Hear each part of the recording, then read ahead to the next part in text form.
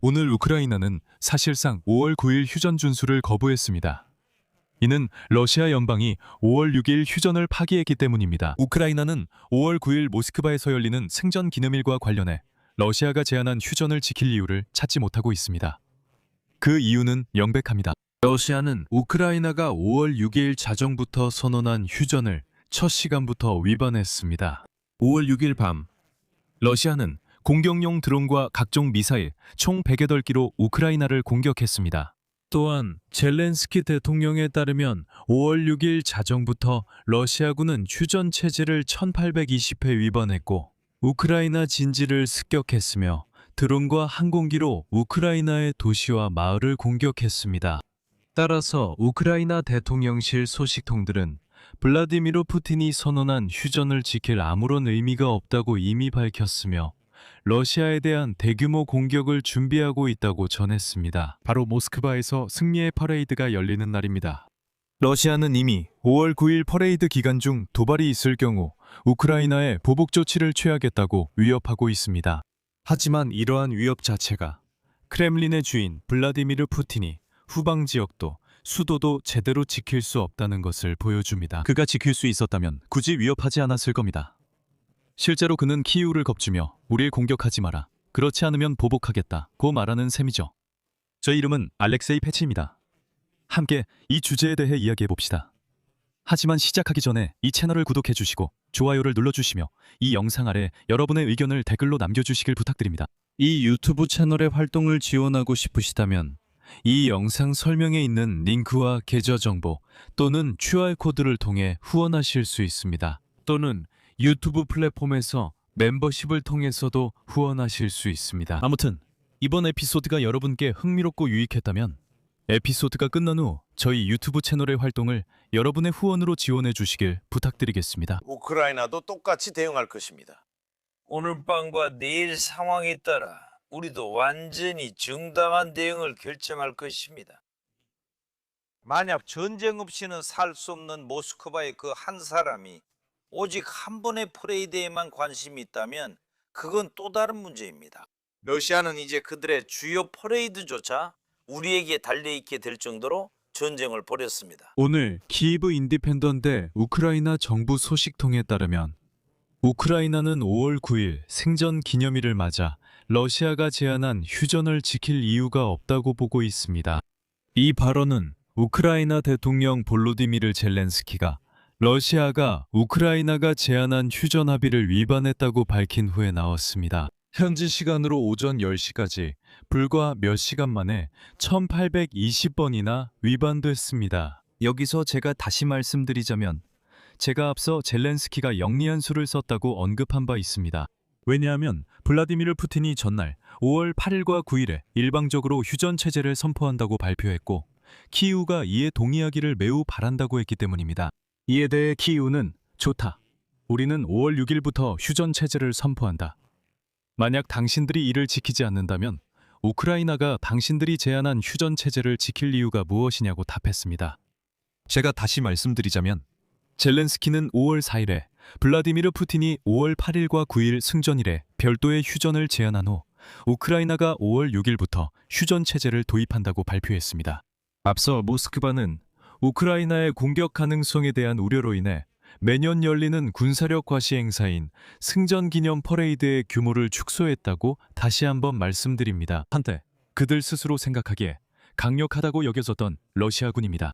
이제는 러시아에서 가장 안전하다고 여겨지는 붉은 광장조차도 나가는 것을 두려워하고 있습니다.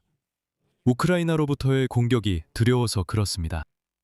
그리고 우크라이나 대통령실에서는 키이우가 일시적인 휴전이 아니라 무조건적인 휴전에 진심으로 관심이 있다고 밝혔습니다. 그 유일한 목적은 블라디미르 푸틴이 군사 퍼레이드를 진행할 수 있도록 보장하는 것이며 그 이후 러시아는 계속해서 민간인에 대한 무차별 공격을 이어갈 것입니다. 따라서 블라디미르 푸틴이 5월 8일과 9일 휴전을 제안한 유일한 목적은 5월 9일 모스크바에서 열리는 군사 퍼레이드가 망신당하는 것을 피하기 위한 것임이 분명합니다. 그리고 대머리 독재자 블라디미르 푸틴의 가장 큰 악몽은 군사 퍼레이드가 중단되거나 망쳐지는 것임을 기억해야 합니다. 이것은 러시아 국민들에게 저 대머리 난쟁이 블라디미르 푸틴이 약하다는 신호를 주는 것입니다. 그는 실제로 이 전쟁에서 지고 있으며 러시아인들의 안전을 어디에서도 보장할 수 없습니다. 플라밍고 미사일이 우크라이나 국경에서 1000km 떨어진 공장을 타격한다면 이는 블라디미르 푸틴이 러시아인들에게 어떤 보장도 할 수 없다는 뜻입니다. 그는 그들을 억압하고 지금보다 더 큰 노예로 만들고 인터넷과 모바일 통신 등을 차단하는 것밖에 할 수 없습니다. 결국 러시아 점령군의 야간 우크라이나 포격 이후 블라디미르 젤렌스키는 다음과 같이 밝혔습니다. 인용합니다. 우크라이나는 러시아가 언론과 소셜미디어를 통해 모스크바 퍼레이드 기간 동안 조용히 해달라고 집요하게 요청해온 점을 감안해 똑같이 대응할 것임을 분명히 밝혔습니다. 전면전은 공개적인 축하 행사를 하기에 좋지 않은 시기입니다. 우크라이나는 우크라이나 정보기관과 군대의 전역 보고 이후에 추가 조치를 결정할 것입니다.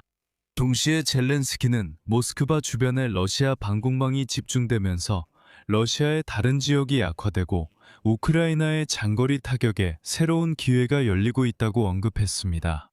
한편 러시아는 5월 9일 퍼레이드 중 도발이 있을 경우 우크라이나의 보복 조치를 취하겠다고 이미 위협하고 있습니다.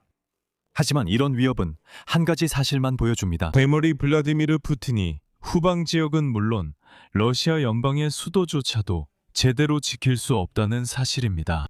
전쟁연구소의 분석가들은 크렘린 수장이 퍼레이드를 고집하는 이유가 우크라이나가 이미 전쟁을 러시아 본토로 옮겼다는 사실을 인정하고 싶지 않기 때문이라고 보고 있습니다.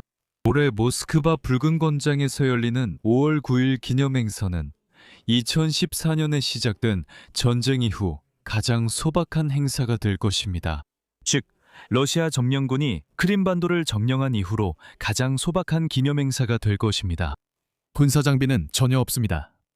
오직 수치스러운 점령군의 행진 대열만 있을 뿐입니다. 손님 수는 극히 적어졌습니다. 예전처럼 수천 명이 모이지 않습니다. 사실상 외국 손님, 즉 정상이나 총리 등은 전혀 오지 않을 것입니다. 행사 자체는 1시간도 채 되지 않을 것입니다. 그리고 그 1시간 안에 중계도 포함되어 있습니다. 즉, 러시아 점령군이 우크라이나에서 어떻게 싸우는지 보여주는 영상이 상영될 것입니다. 블라디미르 푸틴의 핵심 지지층을 이루는 러시아 극우 민족주의 블로거들조차도 대머리 독재자가 새로운 현실을 인정하지 않으려는 태도를 점점 더 비판하고 있습니다. 우크라이나는 러시아 깊숙한 곳까지 타격을 가하고 있습니다. 그리고 이것은 더 이상 뉴스가 아니라 이제는 일상이 되었습니다. 이것이 지금 러시아인의 평범한 일상입니다. 우크라이나는 러시아 깊숙한 곳까지 공격하고 있습니다. 하지만 개인적으로 우크라이나가 5월 9일 생전 기념일 퍼레이드 중 모스크바를 타격할 것이라 기대하지 않습니다. 한편 이것이 대머리 난쟁이 블라디미르 푸틴을 키이우 공격으로 자극할 수도 있습니다. 우리에게 그럴 필요가 있을까요?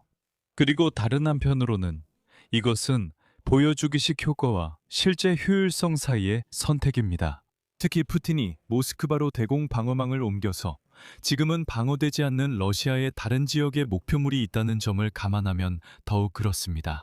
예를 들어 훨씬 더 효과적으로 파괴할 수 있습니다. 몇몇 정유 공장이나 군수 공장을 산산조각내는 것이 겁에 질린 블라디미르 푸틴이 있는 붉은 광장을 공격하는 데 자원을 쓰는 것보다 훨씬 더 효과적일 것입니다. 물론 그림은 인상적이겠지만요. 네, 그것은 푸틴의 약함을 보여주겠지만 전쟁 측면에서 효과는 의문입니다. 그래서 저는 그런 공격을 기대하지 않습니다.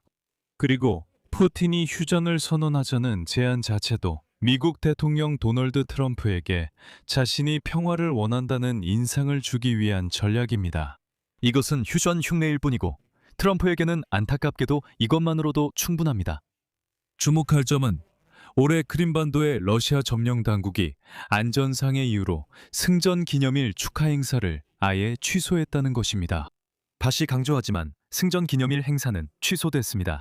저는 푸틴이 우크라이나와의 전쟁에서 이미 이겼거나 지금도 이기고 있다고 말했던 게 기억합니다. 갑자기 승전 기념일이 취소됐습니다. 그리고 안전상의 이유로요. 그런데 승리한 족이 승전 퍼레이드를 여는 것조차 두려워한다는 게 말이 됩니까? 무슨 일이 있었던 거고 어떤 안전상의 이유가 있는 겁니까? 혹시 러시아로 뭔가 날아오고 있나요? 그리고 크림반도의 점령당국 수장인 세르게이 악sio노프가 올해 크림에서는 군사 퍼레이드와 다른 대규모 행사, 심지어는 지팡이를 짚은 노인들이 나오는 정례적인 불멸의 연대 행진조차도 없을 것이라고 밝혔습니다. 그것조차도 열리지 않을 거라고 합니다. 두려워하고 있습니다. 두려워하고 있습니다. 그리고 젤렌스키 대통령이 러시아가 휴전을 깨뜨렸다고 발표한 직후 우크라이나 외무부는 모스크바가 이를 위반한 것에 대해 비난했습니다. 그리고 이어서 우크라이나 외무부의 인용문입니다. 모스크바는 다른 국가들과 국제 기구들이 지지한 현실적이고 공정한 전투 중단 요구를 또다시 무시했습니다. 이것은 러시아가 평화를 거부하고 있다는 것을 보여줍니다. 그리고 5월 9일 휴전을 하자는 러시아의 거짓된 요구는 외교와는 아무런 관련이 없습니다.